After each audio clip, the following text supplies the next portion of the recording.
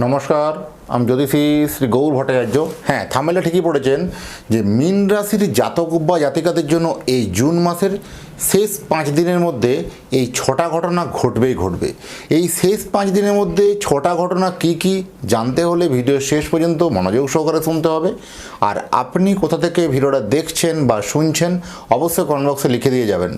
আর যদি আমার চ্যানেলটা এখনও সাবস্ক্রাইব করে না থাকেন, দয়া করে রিকোয়েস্ট করবো চ্যানেলটা একটু সাবস্ক্রাইব করে দিন, কারণ আপনার এই লাইক, কমেন্ট এবং সাবস্ক্রাইবে নতুন নতুন ভিডিও বানানোর জন্য উৎসাহটা আরও বেড়ে যায়। আর আমি জ্যোতিষী শ্রী গৌর ভট্টাচার্য, আমার চেম্বার হলো সারা ভারতবর্ষে একটাই চেম্বার।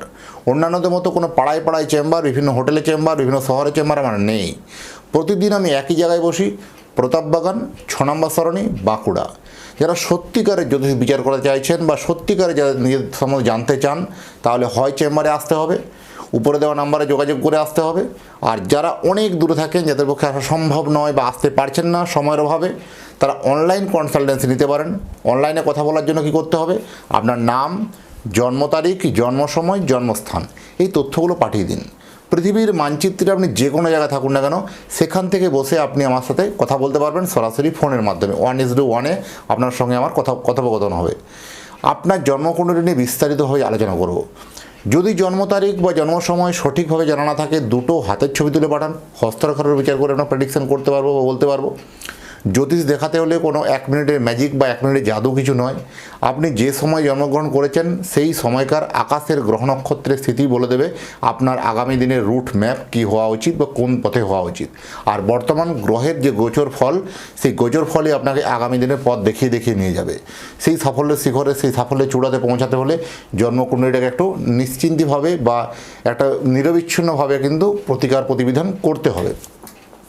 দেখুন, প্রথমে বলবো যে আমার কাছে জ্যোতিষ দেখাতে হলে একটা কথা মাথায় রাখতেই হবে, প্রত্যেকটা ভিডিওতে যেন বলি যে আপনার যে প্রবলেম, যে আপনার যে সমস্যা, সেই সমস্যার কথাগুলো আপনি নিজে থেকে বলবেন না। বলবো আমি, পথ দেখাবো আমি। প্রত্যেকটা ভিডিও দেখবেন এই কথাটা বলি। প্রথম বলবো আপনার অতীত জীবনের কথা বলবো আগে, তারপরে বলবো বর্তমান জীবনের কথা। অতীতের কথাগুলো মিলিয়ে দেখুন যে ঘটেছে কিনা, বর্তমানের কথাগুলো মিলিয়ে দেখুন ঘটছে কিনা, তারপরে আপনি ভবিষ্যৎবাণী কথাগুলো মেনে চলবেন বা বিশ্বাস করবেন। এইভাবেই প্রেডিকশন করতে ভালোবাসি। দীর্ঘ 2010 সাল থেকে একই প্রফেশনে যুক্ত আছি। আমার সম্বন্ধে আরও জানতে হলে গুগলে গিয়ে সার্চ করে দেখুন অ্যাস্ট্রোলজার গৌর ভট্টাচার্য, সেখানে সমস্ত তথ্য দেখতে পাবেন। এই রাশির অধিপতি বৃহস্পতি, এই মীন রাশির অধিপতি বৃহস্পতি, সেই বৃহস্পতি পঞ্চমে তুঙ্গস্থ অবস্থায় আছে।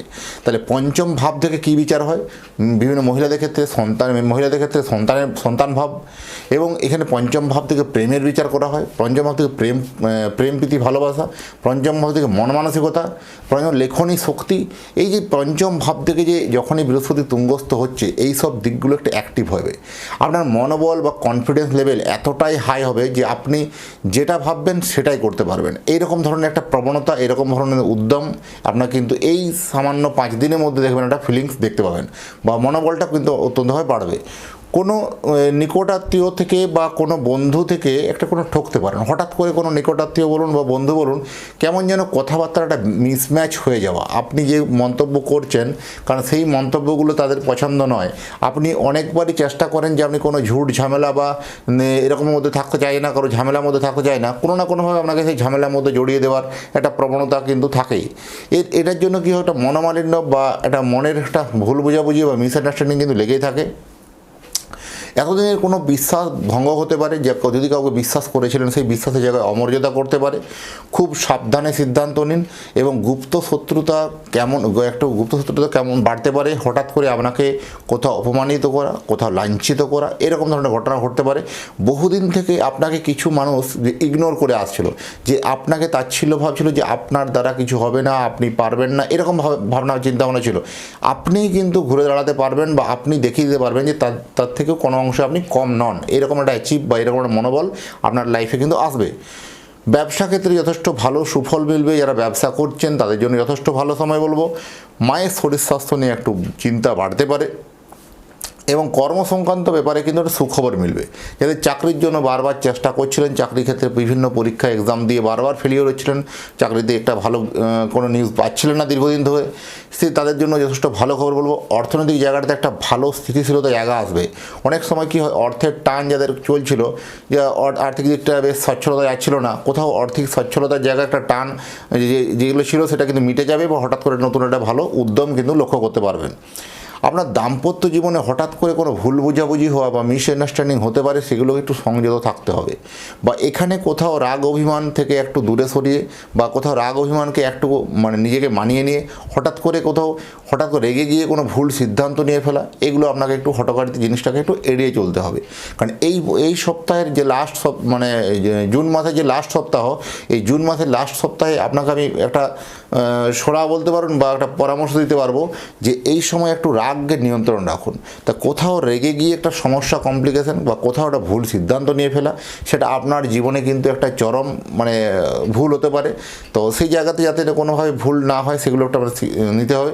যারা বিশেষ করে শিক্ষার্থী, যারা বিদ্যার্থী, যারা পড়াশোনা করছেন, তাদের জন্য এই সময় কিন্তু একটা অত্যন্ত জোশ, অত্যন্ত মনোবল কিন্তু ফিরবে এবং তাদের জন্য যথেষ্ট ভালো বলবো। পরীক্ষায় যারা বিভিন্ন কম্পিটিশনমূলক পরীক্ষা দিচ্ছেন তাদের জন্য এই সময় ভালো হবে। হঠাৎ করে কোনো ভালো খবর, ভালো নিউজ কিন্তু পেতে পারেন। একটা জিনিস হচ্ছে কোনো দ্রব্যাদি মানে দামি কোনো জিনিসপত্র, হঠাৎ করে কোনো দামি জিনিসপত্র অনেক দিন ধরে কেনার প্ল্যানিং ছিল, সেটাও কিন্তু আপনার জীবনে হয়ে যেতে পারে। হঠাৎ করে দেখবেন কোনো একটা আগন্তুক বন্ধু বা আগন্তুক ব্যক্তির সান্নিধ্যে আপনার জীবনে অনেকখানি কিন্তু একটা প্রাপ্তি লাভ বা অনেকখানি স্বস্তি লাভ বা অনেকখানি মন মানসিকতার একটা পরিবর্তন কিন্তু আসবে। আপনার জীবনে এমনই একটা হঠাৎ করে কোনো একজন ব্যক্তি এসে বা সান্নিধ্য, কোনো ব্যক্তি বলুন, গুরুজন বলুন, কেউ একজন এসে আপনাকে একটা পথ দেখাবে, সেই পথে কিন্তু আপনি অনুসরণ করে কিন্তু অনেকখানি কিন্তু একটা ভালো ফল বা ভালো জায়গায় কিন্তু যেতে পারবেন। আর যারা মীন রাশির জাতক বা জাতিকা, তাদের সন্তান থেকে, বিশেষ করে মহিলাদের ক্ষেত্রে সন্তান থেকে আলটিমেট গুড নিউজ পাবেন। যারা নতুন সন্তান কনসেপ্ট করার প্ল্যানিং করছেন তাদের জন্য ভালো। সন্তান যাদের পড়াশোনা করছে বা চাকরি করছে বা কর্মের জন্য যারা বিভিন্ন চেষ্টা করছে তাদের জন্য যথেষ্ট ভালো কর্মসংস্থান হতে পারে। মানে আলটিমেট সন্তান থেকে আপনারা গুড নিউজ পাবেন, এটুকুন হলপ করে বলতে পারা যায়। আর যদি মনে হয় যে মীন রাশির জাতক বা জাতিকাদের জন্য আপনার ওই স্নেহের সন্তানের জন্য একটা জন্ম কুণ্ডলী বানাতে চান, তাহলে আপনার সন্তানের নাম, জন্ম তারিখ, জন্ম সময়, জন্মস্থান, এগুলো তথ্যগুলো পাঠিয়ে দিন। পৃথিবীর মানচিত্রে আপনি যে কোনো জায়গায় থাকুন না কেন, সেখানে বসে আপনি আপনার সন্তানের জন্মকুণ্ডলী বানিয়ে নিতে পারবেন। আমার নিজের হাতের লেখা প্রেডিকশন পেপার আপনার বাড়িতে পৌঁছে যাবে, সুন্দর করে কুষ্টি তৈরি করে আপনার বাড়িতে বাই পোস্ট দ্বারা আপনার বাড়ি পৌঁছে দিয়ে আসবো। যাই হোক, এতক্ষণ ধরে অধীর আগ্রহে যারা ভিডিওটা দেখছেন বা শুনছেন, তাদেরকে এবং তাদের পরিবারের প্রতি মঙ্গল কামনা করে আজকের ভিডিওটাকে এখানে শেষ করছি। নমস্কার।